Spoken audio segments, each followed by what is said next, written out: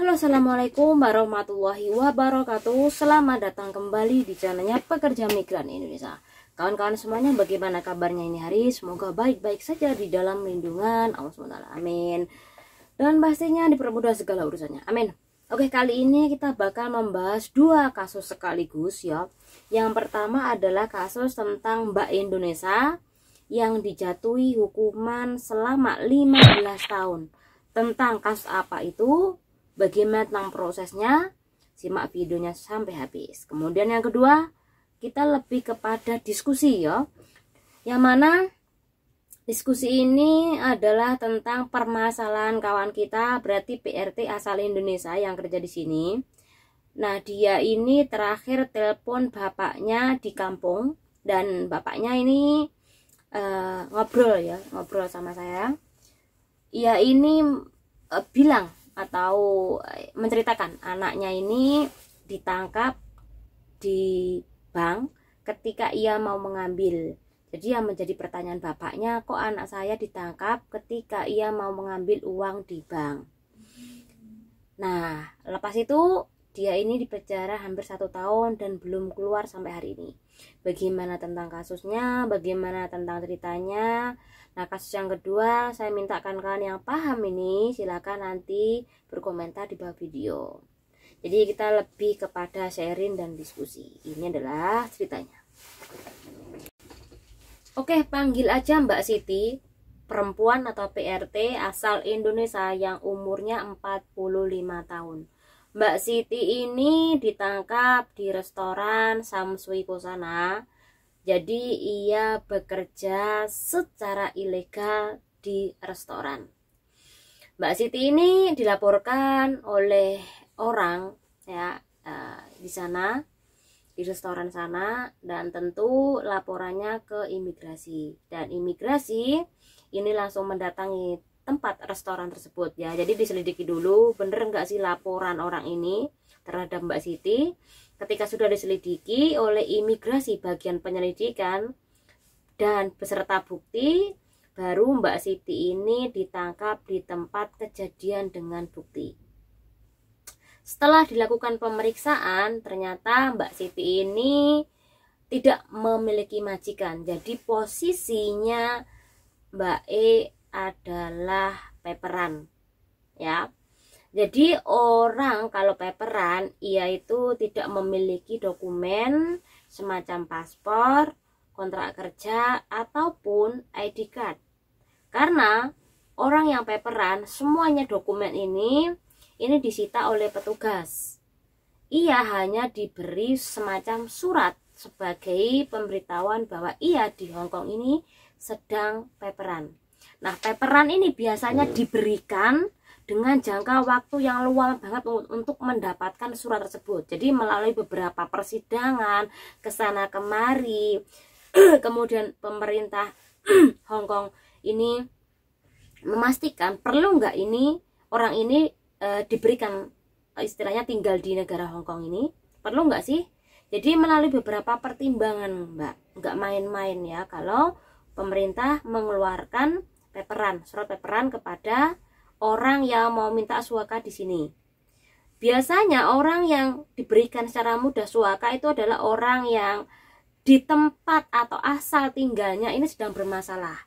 Entah itu karena permasalahan ras, entah itu permasalahan agama, permasalahan dengan politik, ataupun permasalahan apapun di negara tempat ia tinggal atau lahir.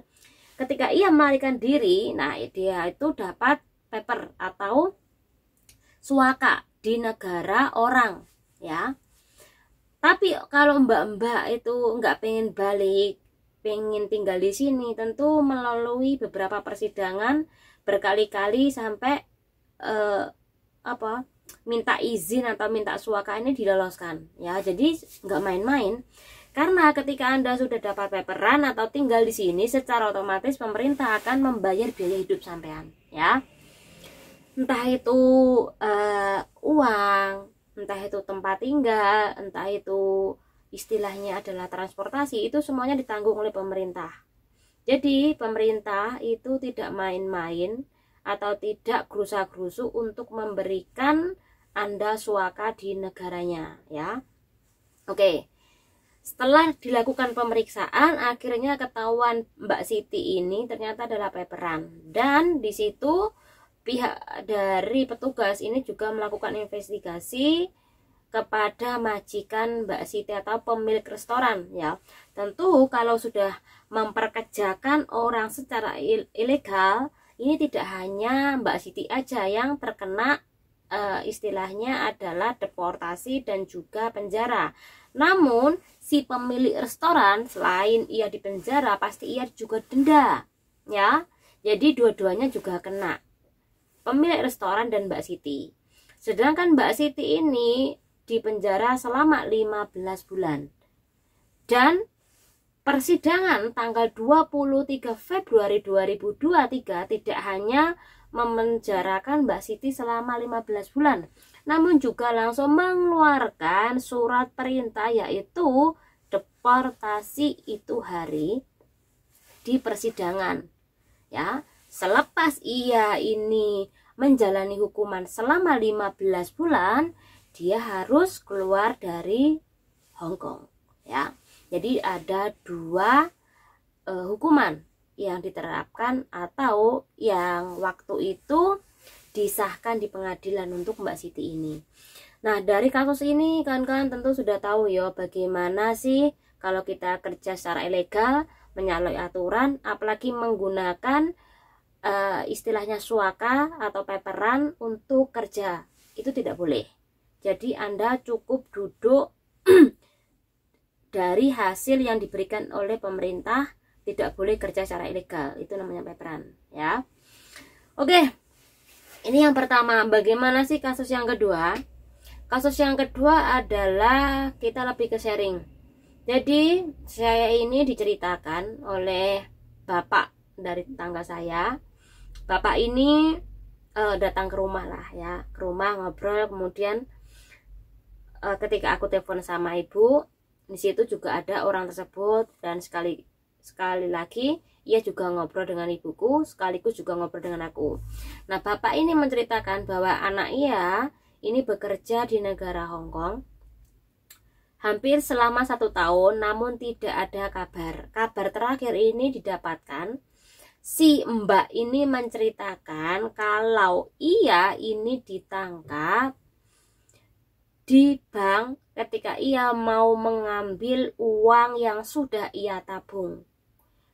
Ia ditangkap setelah pihak dari bank sini ya, bukan hutang, tapi penyimpanan uang ya. Nah, ketika ia mengambil simpanan uang yang ia hasilkan dari kerja, ia ini dilaporkan oleh petugas pihak bank. Kemudian di situ pihak kepolisian ini langsung mendatangi mbak tersebut, dan mbak tersebut akhirnya ditangkap. Kemudian disidang di situ.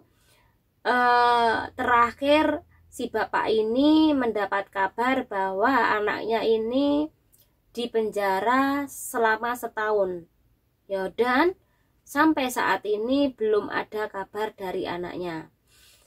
Nah, pertanyaannya, apakah benar mbak tersebut perkaranya hanya simpel saja? Mungkin kawan-kawan dari apa yang kita bahas, yang aku ceritakan, apakah benar mbaknya ini cuman perkara ngambil duit di bank kemudian ia dipenjara? Apakah kawan-kawan percaya?